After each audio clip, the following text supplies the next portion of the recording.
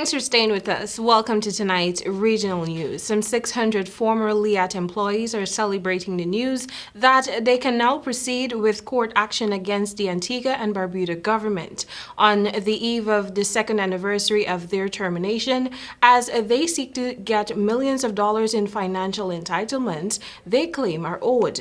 News of the breakthrough came on Thursday afternoon from the Barbadian pilot Neil Cave, who, along with four of his colleagues, had filed a suit in the Antigua High Court challenging the constitutionality of Section 564(1)(a) of the Companies Amendment Act 2020.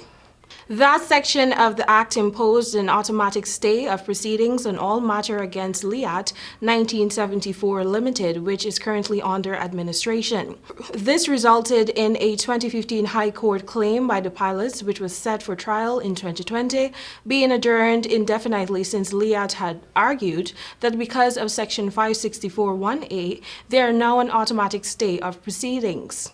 But this afternoon, High Court Judge Justice Marissa Robertson upheld the two key contentions of the pilot. He ruled that the section of the Companies Act complained of was unconstitutional in that it was overboard and not rationally connected with the objective of the amendment, which is to allow debtors, including LIAT, to pursue rehabilitation by affording it protection from enforcement by its creditors, and therefore cannot be justifiable.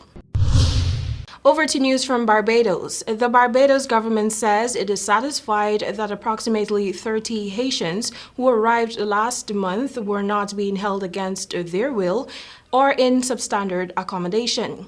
The Ministry of Home Affairs and Information issued a statement following a recent media report regarding the presence of the Haitians on the island. The statement said the Haitians who arrived between February 20 and 25 were granted the regular 6-month stay as visitors, as provided under the revised Treaty of Chaguaramas and in keeping with the Caribbean Community Movement of Skilled Nationals, adding that regard they have not contravened the immigration law.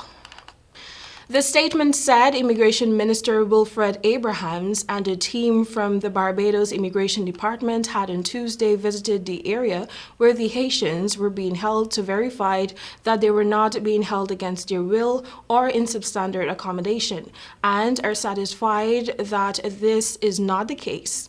The primary spokesperson for the Haitians informed officials that they voluntarily came to Barbados en route to Guyana. The minister informed them that their primary concern was their well-being and assured them that all efforts are being made to resolve the situation, the statement said. Now for our final story coming out of Brazil.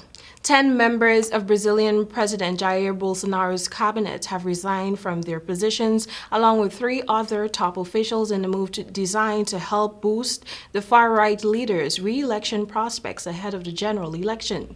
The officials are expected to campaign for office in advance of the vote in October, as well as campaign for Bolsonaro. According to Brazil's electoral law, top officials must resign from their current posts before they can run other positions.